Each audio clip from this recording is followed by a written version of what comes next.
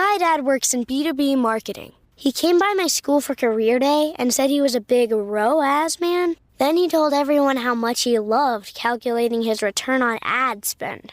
My friends still laugh at me to this day. Not everyone gets B2B, but with LinkedIn, you'll be able to reach people who do. Get a $100 credit on your next ad campaign. Go to linkedin.com/results to claim your credit. That's linkedin.com/results. Terms and conditions apply. LinkedIn, the place to be, to be. George Clooney and Brad Pitt's new movie Wolves is on Apple TV Plus September 27th. That's where I want you to be now. So if you want to see George Clooney and Brad Pitt, go to Apple TV Plus. You got to start the story there. Or if you want to see Brad Pitt and George Clooney, go to Apple TV Plus. I am enjoying the show. And if you want to see their new movie Wolves, You can't do it, I'm going to help you out. I can do it. So do it. Definitely go to Apple TV Plus. Admit it, it's cool. Okay, fine, it was very cool. Wolves, streaming September 27th on Apple TV Plus. Rated R. This is Optimal Relationships Daily, The Renegotiated Relationship by Keith Wilson of KeithWilsonCounseling.com. Hello, everybody. I am your host, Greg Audino, and welcome back to the show that is all about the different types of relationships in your life and what people who aren't you and aren't in your life at all have to say about them. A lot of motivation on this show to amplify our relationships. Now, today's post is by licensed professional counselor Keith Wilson, so let's get into his post and start optimizing your life. The Renegotiated Relationship by Keith Wilson of KeithWilsonCounseling.com. Once you're in a relationship with someone, you'll always be in a relationship with that person. It's like the Hotel California. You can never leave. I don't care if you never speak to her again, if you move to the other side of the world and put up a dartboard with her face on it, you'll always be in a relationship. There will always be a corner of your brain, I dare say a corner of your heart, that has her name on it. This is doubly true if you're in photos on Facebook together. This is triply true if she met your parents. It's quadruply true if you were married. It's doubly, triply, quadruply true if you have kids together. You're hitched. Love may not be eternal, but a relationship is. The legal end of a marriage is not the end of a relationship. Relationship at its minimal level means that your partner rents space in your head. You think of him sometimes, happily or unhappily, with fondness or regret. He's part of your story and you're part of his. You have to account for him if you're honest.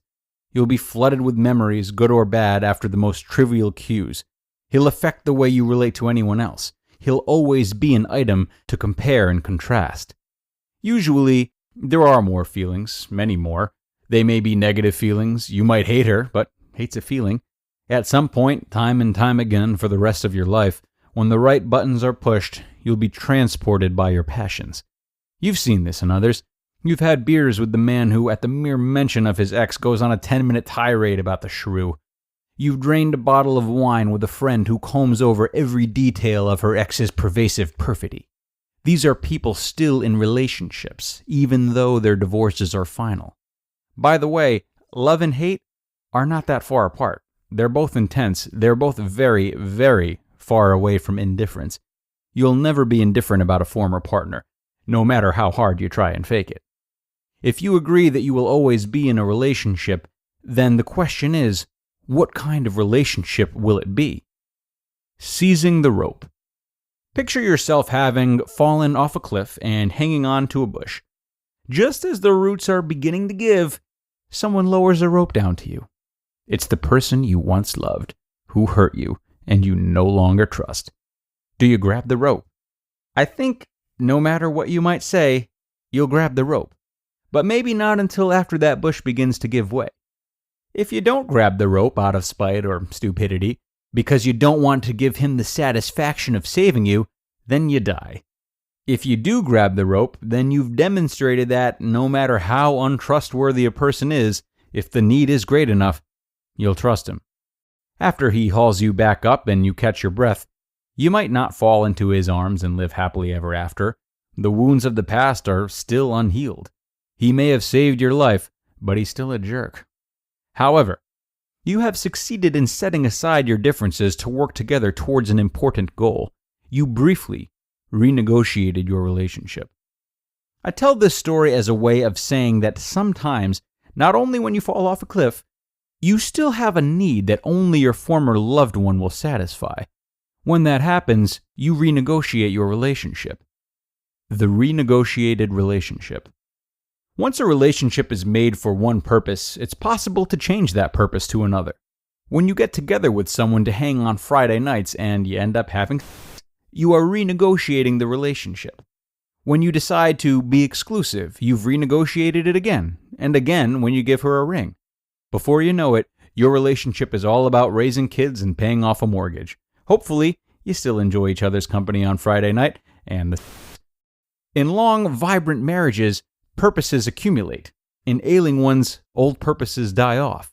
If you have lost some purposes but others remain, then it may make sense to renegotiate the relationship. People do this all the time when they get a divorce, but cooperate with each other to raise kids. They say their union is finished, but it's really not. It's been converted into another kind of union, working together towards a different purpose. The couple might not achieve authentic reconciliation this way. They never go back to the fullness of their relationship as it existed before. You don't need to trust that your husband won't sleep with other women, for example. You just need to trust that he'll bring back the kids. These can be very satisfying and valuable relationships nonetheless for both of you, and especially for the kids. Renegotiating and growing up. You can see this process of renegotiation in any healthy relationship between parents and children. In early childhood, parents are responsible for everything, and they can claim almost complete access to their child. When you were young, you crapped in your pants, and your parents had to clean it up. When they did so, they would touch you in a private area. As you got older, you had to clean yourself up, and doing so, you earned the right to set boundaries on your parents. As an adult, your parents can't touch your ass. They may even have to knock before they can come in your house. But you can have a very satisfying, valuable relationship with them nonetheless. In cases where you have been harmed by a parent, you may need to renegotiate the relationship further. If your father can't say 3 words to you without being critical, then you may not want to play golf with him every weekend because you can't trust him to go 18 holes without getting on your nerves. On the other hand, you might not want to sever the relationship completely because you don't think that would be right. Besides, you still want to see your mother. That's what Thanksgiving dinner is for, I guess.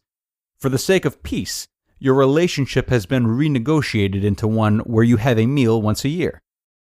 The long way to reconciliation.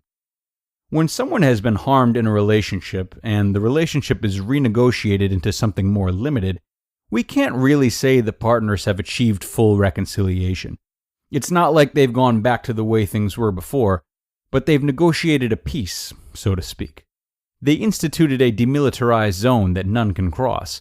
Having this understanding is so much better than all-out war, but the partners still warily patrol the border for violations and incursions. In time, if the DMZ is respected, it can turn into an ordinary boundary that requires no special defense. Then you might say there's reconciliation, if only because the two parties simply don't need to fight. It's hard to believe that 2 former British colonies, the United States and Canada, have several times in their history fought wars against each other. The issues between them have long since passed away, and only historians remember why they fought. You could say that the 2 countries have reached reconciliation without ever uniting. This is the long way to reconciliation, which is achieved not by the members working it out, but by agreeing to leave each other alone. You just listened to the post titled, The Renegotiated Relationship by Keith Wilson of keithwilsoncounseling.com. This episode is supported by FX's Grotesquerie, a new series from executive producer Ryan Murphy. Heinous crimes unsettle a small community, and the local detective feels these atrocities are eerily personal, as if someone or something is taunting her. Starring Niecy Nash Betts, Courtney B. Vance, Leslie Manville, and Travis Kelce. FX's Grotesquerie premieres September 25th on FX. Stream on Hulu. Hey, it's Kaylee Cuoco for Priceline. Ready to go to your happy place for a happy price? Well, why didn't you say so? Just download the Priceline app right now and save up to 60% on hotels. So whether it's Cousin Kevin's Kazoo Concert in Kansas City, go Kevin, or Becky's Bachelorette Bash in Bermuda, you never have to miss a trip ever again. So download the Priceline app today. Your savings are waiting. Go to your happy place for a happy price. Go to your happy price, Priceline. Seriously, Diane, was Colgate your secret to winning Best Smile back in high school? Yep, and it still is. I even work overnight. Huh? Colgate's Optic White Overnight Whitening Pen works overnight. So after 1 week, I can show up confident and reunion ready. And here I was bragging about my kids. Colgate Optic White. Find it at all major retailers. Thanks so much to Keith. Very important to realize that our relationships with everything are always changing, not just people. This can sure be hard to acknowledge, especially for those of us who consciously or subconsciously look to any person or item as a means of angering ourselves or relying upon them to keep us all right, if you will. But if we can stay aware of impending transitions in both good times and bad, there's much less temptation to control, and thus a much freer and more accepting relationship.